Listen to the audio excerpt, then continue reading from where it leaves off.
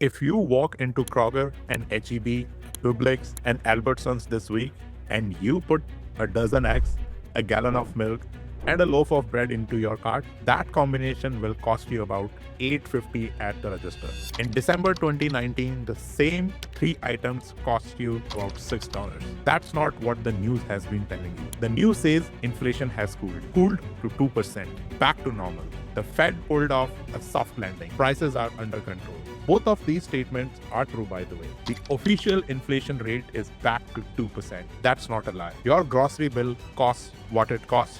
That's not a lie either. The Fed isn't gaslighting you. The supermarket isn't gaslighting you. They are both telling you the truth. They are just telling you about different things. Until you understand what each of them is measuring, you are going to keep walking out of the store wondering why the news is celebrating something you can't feel. There are four things stacked together that explain why one is back to normal while the other isn't going to be, possibly ever. Most of us think of inflation as one thing. Prices go up. The Fed thinks of it as something narrower.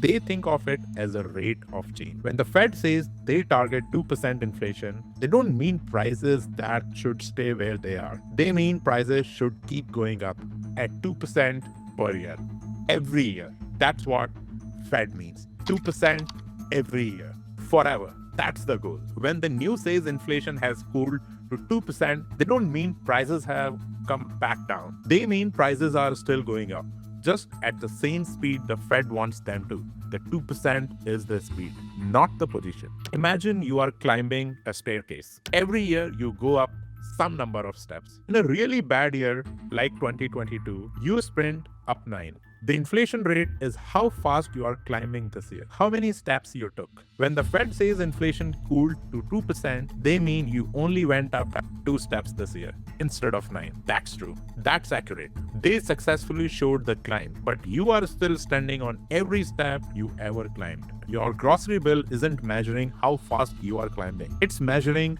how high up the staircase you already are. Bringing prices back down requires deflation, and deflation is its own disaster.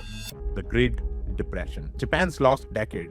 Even economists who hate inflation don't want it. So when the Fed succeeds at fighting inflation, what they have successfully done is slow the rate, not bring the prices down. The price level stays where inflation took it.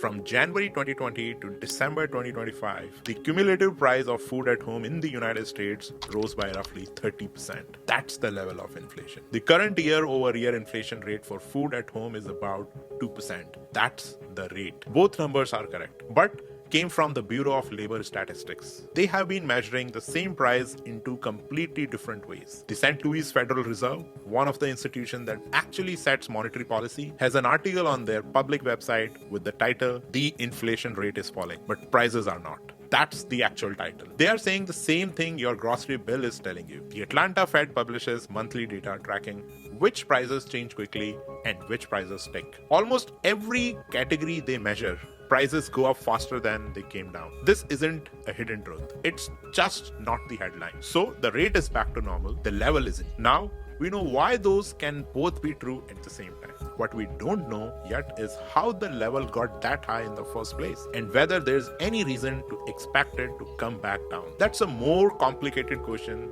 than it looks. The honest answer is that 4 different things happened at the same time. And the price level you are paying now is the sum of all 4. Each one is real. Each one matters. None of them is the whole story by itself. The first layer is the most obvious one. Real things happened to the global economy that pushed real costs up. The pandemic shut down meat packaging plants. Shipping container prices went up roughly 5 times what they were before. Restaurants closed and reopened, scrambling demand patterns across the entire food chain. And in February 2022, Russia invaded Ukraine. Ukraine and Russia together produce about a quarter of world's wheat exports, plus huge amounts of fertilizer and energy that go into growing food everywhere else. Then bird flu hit American poultry, killing tens of millions of egg-laying hens. Then drought hit cattle ranching, and the US cattle herd dropped to the lowest level it's been in 70 years. None of this is in dispute. All these shocks aren't over. Tariffs in 2025 and 2026 are setting a new round of cost increase working through the food supply chain right now. So that's the part of the answer. Some of what you are paying for at the supermarket is real cost increases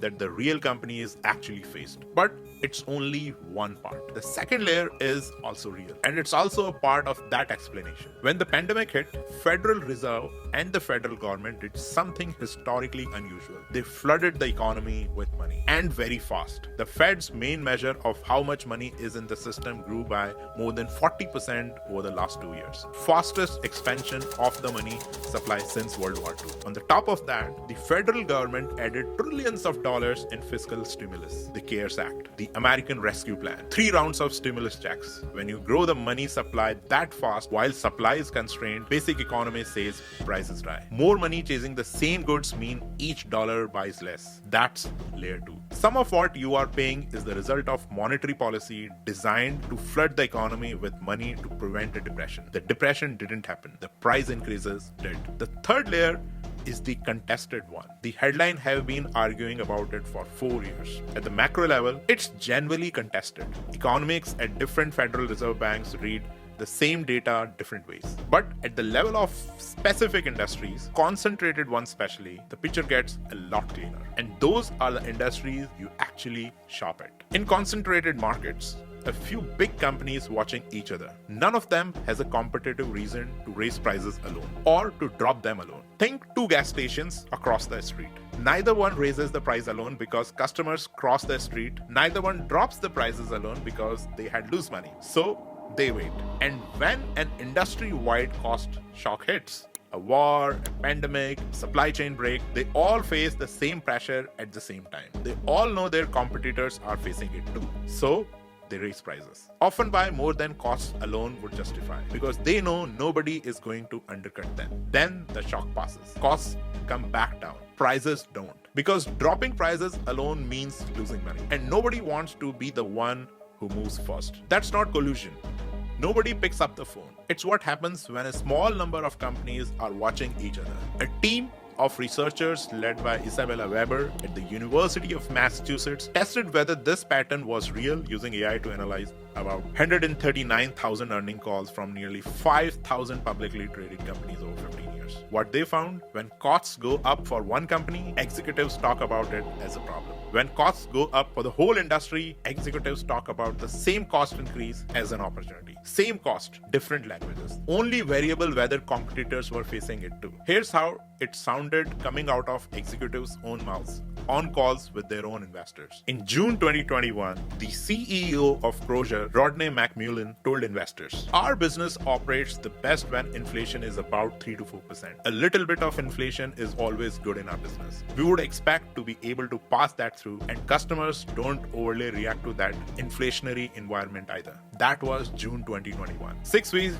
before the inflation hit retail prices. The CEO of one of America's largest grocery chains was telling his investors inflation was coming and it would be good for business. A public statement on the record telling you what the strategy is. Take eggs as the case study because it's the cleanest one. The bird flu was real. It killed a lot of chickens. It really did push the cost of producing eggs up. And during the same period, the largest egg producer in America, Cal-Maine, which controls about 20% of the conventional egg market, went from making about 15 cents in profit on every carton in 2021 to making over $1 every carton in 2023. 7 times more profit per carton. Bird flu was real, but it didn't make the cost of producing a carton of eggs 7 times higher. Cal-Maine sells about 1 billion cartons a year. The extra profit they made, what they pulled in on the top of what they were used to make, was about $1 billion in a single year. Roughly $8 in extra Cal-Maine profit for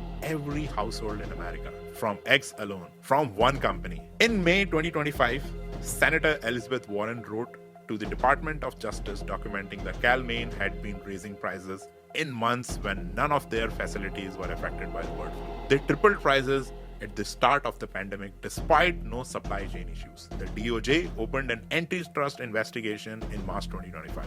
In November of that year, a major grocer filed a class action lawsuit alleging the egg producers used bird flu as cover for coordinated price fixing. That's a documented record in court filings and Senate correspondence of Cal-Maine specifically raising prices in periods when their cost hadn't risen. Then there's the supermarket evidence. In December 2024, the Federal Trade Commission successfully blocked the merger between Kroger and Albertsons, the two largest supermarket chains in the United States. During the trial, internal documents and testimony came out. The Albertsons HR director sent a text message to a division president that read, "We all know prices will not go down." That message was sent on the same day the Kroger CEO was testifying to Congress that prices would, in fact, go down. And in the court testimony, when egg wholesale prices started coming back down after a spike, Kroger held their retail egg prices high. Why? Because they were watching Albertsons. And Albertsons wasn't dropping their prices either. So Kroger held theirs to match. That's not collusion. Nobody picked up the phone in the mechanism we just walked through at supermarket scale. So that's the answer. 4 different things happened at the same time, and the price level you are paying now is the sum of all 4. The shocks pushed prices up. The money supply growth amplified the push. In some specific industries, companies took the opportunity to push harder than cost alone would justify. The underneath all of it, the 4th layer that holds everything else in place. Prices in this country don't come back down once they have gone up. Cal-Maine isn't going to lower egg prices unless their competitors do. Their competitors are not going to lower prices unless Cal-Maine does. So nobody moves. The mechanism keeping the prices up is structural. Take any one layer up, and the price level would not be where it is now. None of them does it alone, but all 4 together. That's the level you are playing. The headline have been arguing about which one was the real cause for 4 years. They all are real. The grocery bill is the sum. So now what?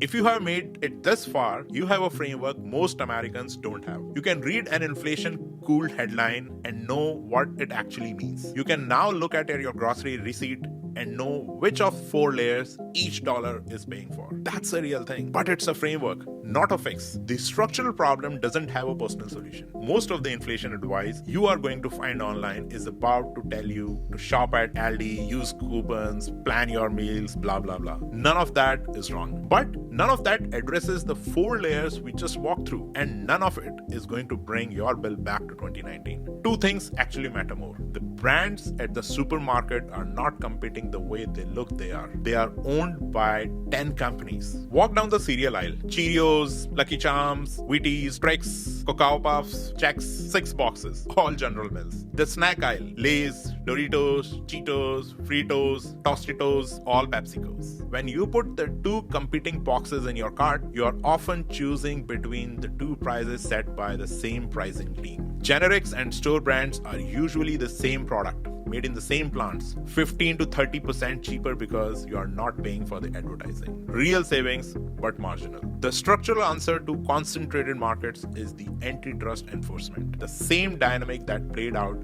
in supermarkets and eggs is happening right now in beef. The 4 largest meat packers control about 85% of the US beef processing, up from 36% in 1980. The DOJ opened a criminal antitrust investigation earlier this year. There are 2 other live cases.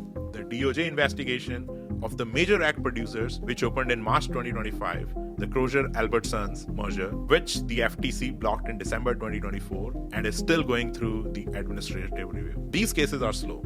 They take years. Whether they go forward depends on whether the public keeps caring. You can't bring the cases yourself, but you can pay attention. Support the ones that fit and vote at every level with that in mind. The antitrust enforcement happening right now is bipartisan. Trump's executive order on the meat packers in the November 2025. The Biden FTC blocking Kroger-Albertsons. Senator Warren writing the DOJ letter on X. You don't have to pick a team to participate. So, let me bring you back to the supermarket. The eggs in your cart, the milk, the bread, $8.50 today, $6 in 2029. That's not a math error. That's the gap between 2 things the headline treated as one thing. Inflation didn't end. The rate of change ended. The level became permanent. At the start of this video, I told you the level isn't coming back down, possibly ever. Here's why that's the honest claim. The shocks are over, most of them are, and the prices they pushed up didn't reverse when they ended. The Fed got the money supply back under control. It actually shrank in 2022 and 2023. the first time it's done since the Great Depression, and the prices didn't reverse with it. The companies in concentrated industries, the supermarkets, the meat packers, the consumer product giants, don't have a competitive reason to drop prices first. None of them is going to move alone. So they don't move at all. And the Atlanta Fed data has shown for decades that across almost every category, prices are sticky downward. They click up. They don't click back down. Wages will eventually catch up. Real income will recover. But the nominal price level, the dollar amounts on your receipt, those are new floor. You can't undo the increases. But you can stop being confused about why they are permanent. Run the test yourself. Pick 3 items from your last grocery receipt. Look up what they cost in 2019. Bureau of Labor Statistics publishes consumer price index data by category for free. Old receipts work too if you have kept them. Most of you will find that gap is bigger than the official inflation numbers suggest. That's not a math error. That's the gap between rate of change and level. The system was built to track the rate. You can track the level. Now you know which one of them matters for your bill and you know why it got there. This changed how you read about the next inflation cool headline. Subscribe. I unpack what the headlines aren't telling you about your money every week. I'll see you in the next one.